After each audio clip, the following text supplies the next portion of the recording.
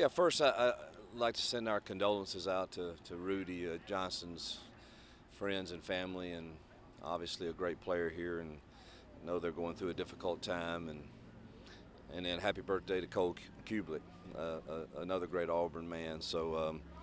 But really the condolences to Rudy and his family. Questions for Coach? You, Perry Thompson, kind of a two-parter, but how do you sort of handle y'all bringing in Horatio and maybe not, winning the job or playing as much as you wanted to, and then how has he kind of responded to being next man up, which is sort of part of a big part of your culture?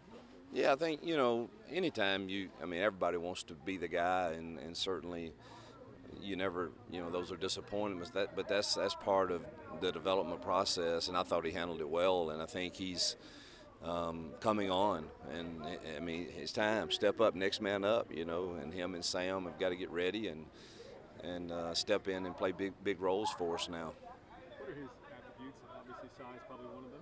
Oh yeah, size. He's got great ball skills. It's just being consistent in the techniques that it takes to win against the DBs in this league, and he's getting better and better at it, and nothing like real reps in a game like Saturday that will help him get better. How's Sam coming along, a wide receiver?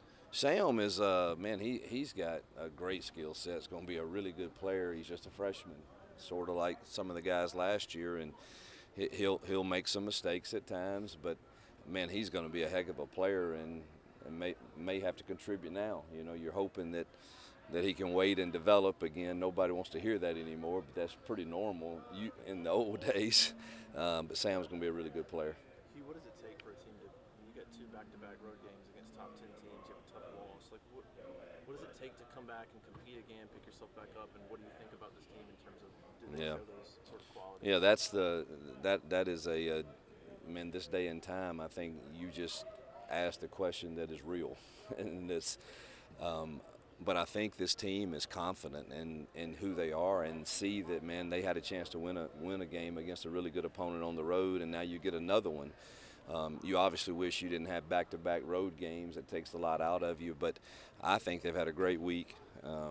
It takes the leadership in the locker room more so than me standing up in the team room explaining, hey, man, we got to put that one behind us in the trash and move on. And I think we've got good guys in the locker room that are saying the right things, and then they model it in the way they prepare and practice again for the next one. So I'm very optimistic that they're going to go and compete again just like they did last week. How important is it to stress, hey, one play can make a difference, but Yeah. not to feel like you're pressured into thinking every play's that play? Yeah, that's the focus in that given play, and the game is made up of a bunch of plays, but you never know which one is going to be a difference maker. So the mental toughness it takes to lock in on the next one, the next play, whether the last one, man, we blew an assignment, we missed an open guy, we missed an assignment on defense. Man, the next one may be even more important. So you've got to put that behind you and have a short memory, and go play the next one. Special teams this week, how they've responded. I know they've been challenged a lot after last weekend. Yeah, I wasn't real happy with that at all. That has to improve, and we've done some things well. I think we've punted the ball well, we've covered the punts well, we've covered kickoffs really well. It's really the penalties, and obviously you can't catch a ball. That was first of all, what an athletic play by Malcolm. I mean, he ran 35 yards, but you got to have the awareness, and that's difficult. But we can't do that, and we certainly can't keep starting our offense inside the 10-yard line. So we're going to make sure that doesn't happen again, hopefully. Any plans as far as changing punt return? Malcolm, no. He's been solid catching it, and I think he's the right guy for it, and excited about Alex is getting. He made 2 50-yarders today, so hopefully he'll feel that way in pregame and be good from that distance in this game, because that would be huge. What was your reaction to the annual opponents and schedules that were released the other day?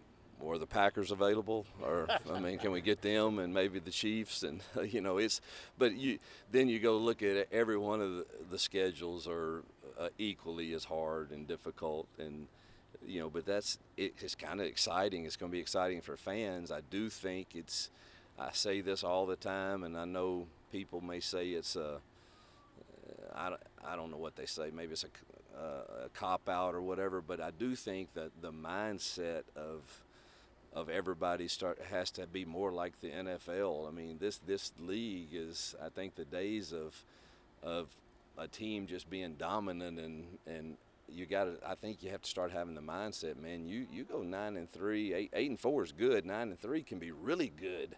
10-2 is like off the charts. And when you look at those schedules and then you add in, you're going to play another really quality opponent and another Power 4 conference. It's going to be really good for the fans and exciting. Just, I think you have to understand the full picture of it is, man, we got to go win the next one. And you might not win them all, but, the objective is, again, I keep clamoring, as do the other 15 coaches, is how do you decide who the best 12, 16 teams are at the end of the year to get a shot, like baseball, basketball, and what are the metrics that decide that? And certainly we think we've got a league that is going to have several teams at the end of the years that need to be considered heavily, particularly with the schedules we play. How important is Horatio doing, and what sort of a time frame on his? His surgery's today. They couldn't get it done yesterday. He's in surgery right now, I think. So I don't know the time frame. I think they're going to wait and see exactly what they have to do.